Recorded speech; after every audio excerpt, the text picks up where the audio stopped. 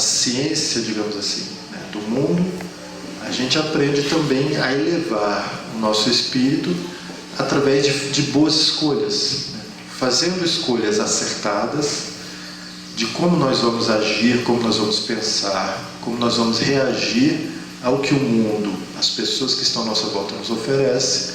Nós vamos lapidando, aprimorando o nosso espírito e também evoluindo moralmente, certo? Nós aprendemos também com o Espiritismo que as dores pelas quais passamos, elas têm um propósito. Deus tem a sua justiça, e quando nós estamos aqui na Terra, tudo que nós fazemos, tudo que nós pensamos, é como se fossem sementes que a gente planta. Essa semente, ela vai germinar, ela vai crescer, ela vai dar frutos, e aí nós somos obrigados a colher esses frutos. Então, como diz no ditado popular, né, quem planta vento, colhe tempestade, né? Ou seja, se a gente planta coisas boas, a gente vai colher coisas boas. Se a gente planta coisas ruins, a gente vai colher coisas ruins. Ou seja, nós nos tornamos responsáveis por tudo aquilo que fazemos. Nós temos uma interpretação um pouco errada, enganada a respeito das dores. Às vezes nós imaginamos que as dores, as dificuldades pelas quais passamos são uma punição. A gente tem a ideia muitas vezes do karma, se a gente tem uma noção de reencarnação, ou se a gente não acredita na reencarnação, mesmo assim a gente acha às vezes que está sendo punido por Deus, né? Ou porque pecamos, ou porque temos o pecado original que nós herdamos lá de Adão e Eva. Mas a verdade é que nós somos responsáveis pelos nossos atos, certo? Isso nos traz uma interpretação diferente das dores. Então, se nós no Espiritismo entendemos que a gente passa por dificuldades, por dores, porque nós fizemos alguma coisa errada, nós podemos projetar o nosso futuro, ou seja, construir a nossa felicidade, plantando coisas boas no presente. E a interpretação que Emmanuel dá a essa luz que Jesus fala é um pouco diferente daquela que a gente extraiu agora do Evangelho. Eu vou ler o texto de Emmanuel e aí a gente vai interpretando o que ele está falando.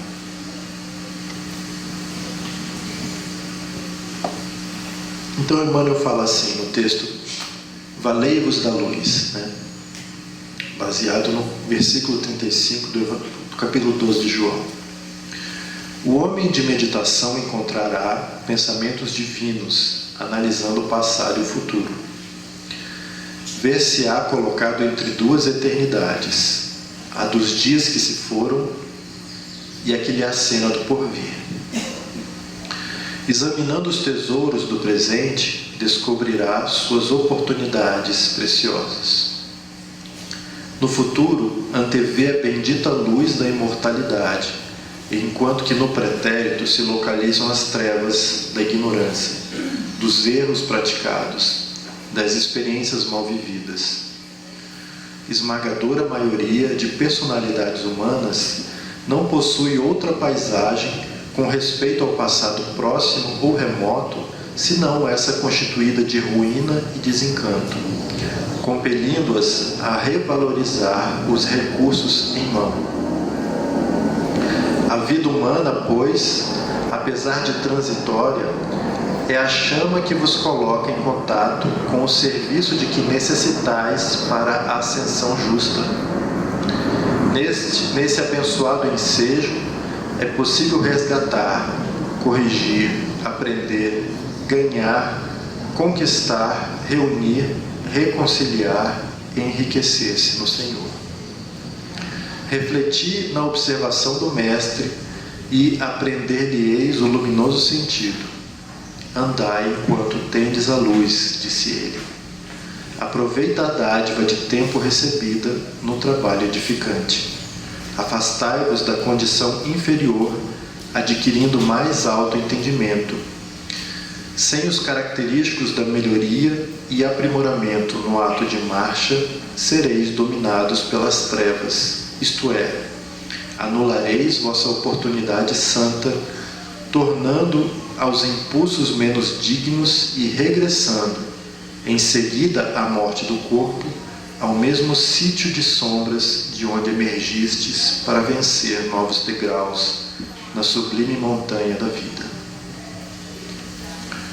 Muito bem, então, o que Emmanuel está dizendo aqui? Ele está falando que o homem que medita, ou seja, que pensa sobre o seu passado e sobre o seu futuro, ele tem uma oportunidade de perceber a oportunidade que ele tem no presente. Uma coisa que é preocupante, que ele comenta aqui, é que a esmagadora maioria das personalidades humanas não possui outra paisagem com respeito ao passado próximo ou remoto, se não essa constituída de ruínas e desencanto. E a gente fica pensando assim, mas será então que a esmagadora maioria da humanidade, quando pensa no passado, tem motivos para se arrepender? Ou seja, será que todos nós erramos assim? Isso é muito interessante, porque no Espiritismo a gente aprende que a gente tem a nossa vida aqui na Terra, e depois que o corpo morre e nós deixamos o corpo, nós vamos para o plano espiritual, certo? Nós usamos no Espiritismo a palavra umbral. A gente não usa, por exemplo, inferno e purgatório, né? No Espiritismo a gente entende que não existe uma região depois da morte em que você vai ficar eternamente sofrendo. Mas como eu falei, nós aprendemos que nós somos responsáveis por aquilo que nós fazemos. Toda vez que a gente erra, a gente deixa uma marca na nossa consciência. Quando a gente acerta, é como se a gente passasse uma borracha nessas marcas da consciência. E na consciência fica gravado tudo que nós fazemos, tudo que nós pensamos, a todo instante. Fica tudo registrado lá. Apesar da gente não ter a capacidade de pegar essa memória, certo? Mas conforme também o Espiritismo nos ensina, na consciência é que estão gravadas as leis de Deus. Então às vezes a gente tem uma ideia de que a gente vai morrer e a gente vai ser julgado, vai ter um tribunal que vai julgar o que a gente fez de bom e ruim.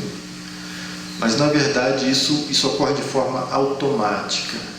Ninguém vai nos julgar, não existe um tribunal, mas a própria consciência que registrou tudo que nós fizemos durante a vida e que possui as leis de Deus, ela vai fazer esse julgamento para nós, certo?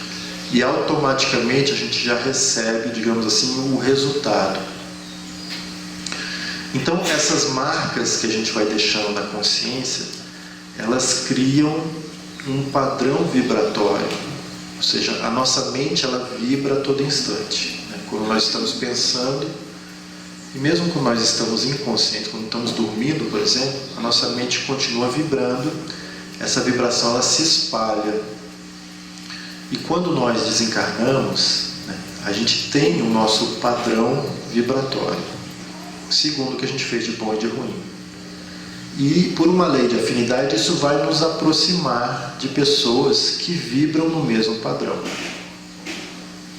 Então, no plano espiritual, as pessoas que têm as mesmas tendências de pensamento e de atitudes, elas vão se reunir numa determinada região por afinidade. Isso é uma aproximação que ocorre naturalmente.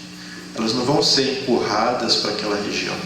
Elas não vão ser julgadas e alguém vai determinar, vocês vão para ali ou para ali. Elas se atraem naturalmente.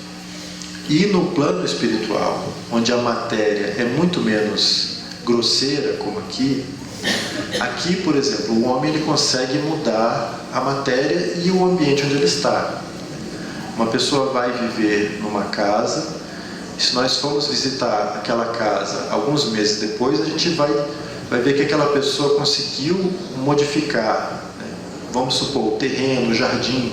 Se for uma pessoa que gosta de limpeza, de beleza organizada, aos poucos ela vai organizando, limpando o terreno, plantando flores, ela vai limpando a casa, pinta as paredes.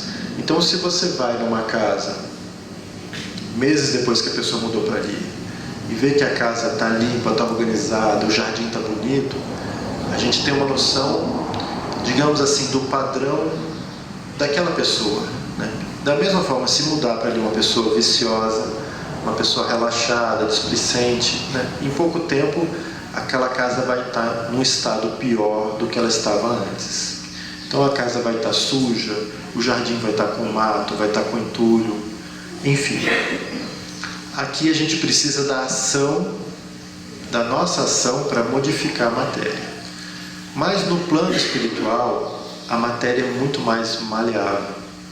Então ela se transforma conforme o nosso pensamento, a nossa vontade. Então no plano espiritual se reúnem numa região espíritos que têm as mesmas tendências, que cometeram os mesmos erros, que têm os mesmos vícios, e aquela região onde elas se encontram, o ambiente vai se transformar a partir do conjunto de pensamentos e de vibrações daquelas pessoas. Então alguns locais, algumas cidades do plano espiritual vão se parecer muito com a ideia que nós temos de inferno, né? Um lugar envolto em trevas, né? Alguns lugares onde o sol quase nem chega, a claridade do sol não chega, onde as ruas são sujas, cidades, as casas são tortas, e onde impera a maldade, né? O vício. Ou seja, vão se reunir ali as pessoas que têm aquelas mesmas características e vão construir, através do seu pensamento, aquela região.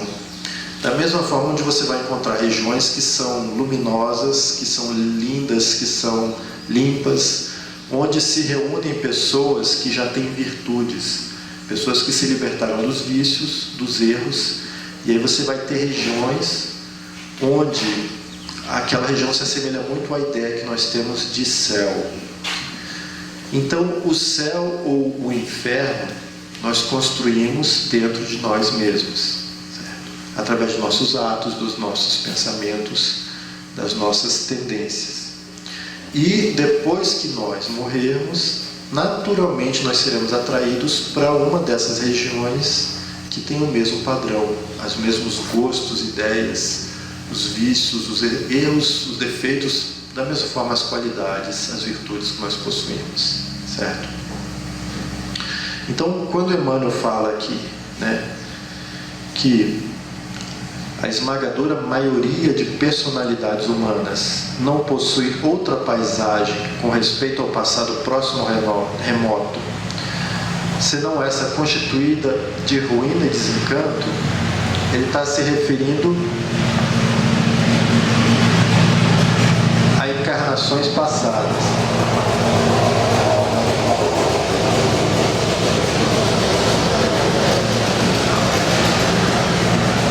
Está precisando de um regular esse fusquinha, né? Então, no Espiritismo, a gente não usa as palavras céu, inferno e purgatório, né? Por exemplo, a gente usa a palavra umbral. O que é umbral? Umbral é uma palavra que designa uma região que está entre duas outras regiões. Por exemplo, numa casa, você tem a porta é um retângulo cortado entre um cômodo e outro. E ali, bem embaixo daquele recorte, daquele retângulo, é o que a gente chama de umbral. Então, quando você está no umbral da porta, você não está nem no ambiente e nem no outro, você está no meio do caminho. Então, a maioria esmagadora da humanidade, quando sai do corpo, quando morre, vai para o umbral. Por quê? Porque a grande maioria está tão cheia de vícios, de erros, de tendências negativas, que o nosso padrão vibratório não nos permite ir efetivamente para a espiritualidade. Então a gente fica no umbral. E o que acontece? A maioria das pessoas desencarna, vai para uma dessas regiões que está no seu padrão, fica lá um tempo que é indeterminado, podem ser dias, podem ser semanas, meses, anos, séculos, milênios. Por quê? Porque a pessoa só vai sair daquela região quando ela conseguir mudar o próprio padrão vibratório através da mudança das suas ideias, certo? Então, aquele próprio sofrimento a qual ela se submete, ou seja, a colheita do que ela plantou, né, vai causar aquele sofrimento, e quanto mais rapidamente a pessoa consegue. Por isso que a gente fala do arrependimento, não é uma questão mística ou uma coisa assim de punição, mas a partir do momento em que a pessoa se arrepende, ou seja, aquele sofrimento todo, ela percebe que aquilo está sendo causado por ela mesma, ela consegue mudar as ideias, mudar o padrão vibratório, e aí ela consegue ser socorrida, retirada daquela região de umbral. Mas como ela ainda não se purificou para ir para a espiritualidade, no próprio umbral, onde existem instituições que trabalham para Jesus na espiritualidade, vai ser programada a próxima reencarnação, na qual a pessoa terá a oportunidade de voltar à Terra, num novo corpo, esquecendo o passado, porque ela não tem a culpa, o arrependimento, vai ser criança novamente, aprender a andar, a falar, vai ter uma nova oportunidade. É como se começasse do zero, certo? Então, aqui no texto do Emmanuel, isso é bem interessante, porque mais tarde, quando ele fala assim: sem os característicos da melhoria e aprimoramento no ato de marcha, sereis dominados pelas trevas, isto é, anulareis vossa oportunidade santa, tornando os impulsos menos dignos e regressando em seguida à morte do corpo, ao mesmo sítio de sombras de onde emergistes para vencer novos degraus na sublime montanha da vida. Ou seja, a maioria dos espíritos sai do umbral, é preparada a sua reencarnação, volta para a Terra, não aproveita a oportunidade de estar aqui na Terra vivendo, né, para fazer boas coisas, tomar boas escolhas, né, tomar boas decisões, livrar-se dos vícios, dos erros, dos enganos. E aí o que ocorre? Não muda o seu padrão de pensamento, não muda o seu padrão vibratório, não apaga, através de boas ações, as marcas que existem na consciência, e quando ela desencarna, ela volta exatamente para a mesma região no plano espiritual, onde tem o seu padrão vibratório. Isso, assim, de uma forma comum, nós ficamos séculos e milênios nesse ciclo, né? Nós vamos e voltamos para a mesma região, sem nunca ter atingido realmente a espiritualidade, ou seja, o reino dos céus que Jesus prometeu. A grande maioria, a esmagadora maioria da humanidade nunca chegou lá, porque não aproveita o presente. E aí, isso é que Emmanuel está nos falando, né? A gente precisa analisar o nosso passado, normalmente cheio de erros e enganos. A gente precisa analisar o nosso futuro, ou seja, ver onde a gente quer chegar, pensar na espiritualidade, no reino dos céus, e a gente precisa aproveitar para andar, caminhar enquanto temos luz, ou seja, enquanto estamos encarnados. Porque aqui nós temos uma grande oportunidade, né? A nossa mente ela é muito poderosa. Então, fatalmente, quando a gente está fora do corpo, a gente fica preso às nossas ideias, aos nossos vícios de pensamento, certo? Então é muito mais difícil, no umbral, a gente conseguir avançar do que quando a gente está aqui. André Luiz, que é um espírito que escreveu vários livros pelas mãos do Chico Xavier, ele tem livros maravilhosos que ensinam para a gente como é que é a vida depois da morte, né? E André Luiz ele fala assim, que 2/3 da humanidade que está encarnada, quando dorme, sai do corpo. E desses 2/3 que saem do corpo, ou seja, quando dorme, o espírito se liberta. A pessoa pode lembrar ou não, na forma de sonhos, mas a pessoa sai do corpo e vai passear no plano espiritual. Então ele fala que a grande maioria desses 2/3, quando sai do corpo, volta às mesmas regiões do umbral da qual saíram. Por quê? Porque a mente fica viciada, o padrão vibratório é o mesmo. Então a pessoa dorme, sai do corpo e volta para aquela mesma região. Então a oportunidade de reencarnar é uma bênção, porque a gente reclama tanto da vida aqui, né, dos problemas, de ter que pagar os boletos, de ter que cuidar dos filhos, da família, o chefe que perturba, enfim.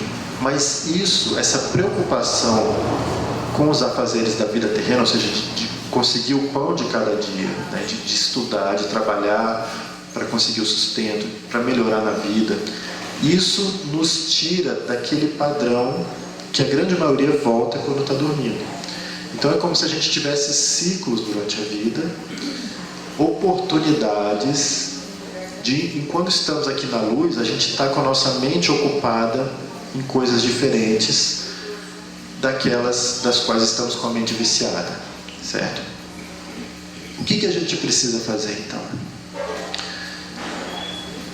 Seguir o que Jesus ensinou, perdoar, não ter ansiedade com relação ao dia da manhã, com o dia com a posse, digamos, da matéria, confiar na misericórdia de Deus, manter a paz de espírito, o equilíbrio, fazer a caridade, fazer o bem, dentro do nosso lar, no ambiente de trabalho, na sociedade, entre os vizinhos, fazer o bem. Quando a gente faz o bem, a gente está plantando o nosso futuro feliz. É como se a gente estivesse todo dia fazendo um pequeno depósito na nossa felicidade. Isso vai para o banco, digamos assim, da economia divina. E quando a gente desencarnar, ou até mesmo nessa vida, porque quando a gente consegue vencer os vícios de pensamentos, os vícios de maledicência, de fofoca, de pensamentos errados, quando a gente consegue perdoar, a gente acaba vivendo em paz conosco mesmo e entre aqueles que estão convivendo conosco. Isso nos traz um equilíbrio, isso nos liberta também daqueles espíritos que estão vinculados a nós por compromissos do passado. Muitos deles, às vezes, estão desencarnados e continuam naquelas regiões de sofrimento e têm inveja porque nós saímos de lá e estamos aqui tendo oportunidade. Então, muitas vezes, nós somos influenciados diariamente por esses irmãos que ou têm raiva porque a gente prejudicou eles em alguma encarnação passada, ou porque têm inveja, porque ainda não conseguiram enxergar que somente através da plantação do bem é que nós vamos ser felizes. Praticando o bem, pensando no bem, a gente consegue nos livrar dessa influência espiritual negativa e fazer o nosso depósito diário na poupança da felicidade futura e da atual também, certo? Como é que a gente faz isso? Alimentando o nosso espírito com boas ideias, nosso coração com bons sentimentos, fazendo escolhas diárias. Da mesma forma que a gente precisa se empenhar, por exemplo, para emagrecer, por exemplo, a gente quer perder peso, né? Exige um esforço e um empenho constante. A gente não consegue fazer dieta num dia, somente da semana, e nos outros todos comer porcaria, né? Não adianta.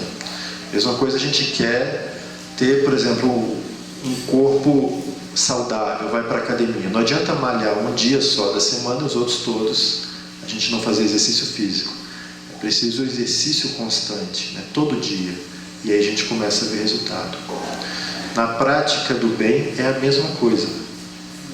Não é fácil, porque o mundo constantemente nos chama no sentido contrário, né? Muitas vezes a gente se sente como se estivesse nadando contra a correnteza, né? Fazendo um esforço gigantesco e parece que a gente não está saindo do lugar. Mas esse esforço ele dá resultado. Se a gente persistir na prática do bem, do perdão, da indulgência, no cultivo dos bons pensamentos, no cultivo da oração, diariamente persistindo, a gente começa a ver resultado depois de um tempo. A gente começa a ver que a gente consegue ver a vida, os problemas, os erros aquelas pessoas difíceis com as quais somos obrigados às vezes a conviver, a gente começa a ver isso com outros olhos. E aí o peso, ele começa a ficar mais leve. Mesma coisa quando a gente está vendo o resultado no corpo, está emagrecendo, está ficando mais forte por causa da academia. Aquilo, depois que a gente vê o resultado, depois que a gente venceu a inércia, passou 1 mês, 2, 3 meses, a gente consegue ver o resultado. Aí a gente fica feliz e fica mais animado. Fala, poxa, dá certo, vamos persistir. Né? A prática do bem é a mesma coisa. No início é difícil, né? Tem uma resistência tremenda do nosso passado que existe em nós, né? dos vícios de milênios e milênios, vivendo encarnações onde é muito mais fácil errar, onde é muito mais fácil roubar, onde é mais fácil enganar o outro para que a gente tenha vantagem, do que fazer o certo, mesmo quando toda a sociedade está fazendo o errado e acha que o certo é fazer o errado, o normal é fazer o errado. E a gente é bombardeado o tempo todo com isso em redes sociais, em ideias que outras pessoas nos colocam no trabalho, na família. Então, persistir no caminho do bem é muito difícil.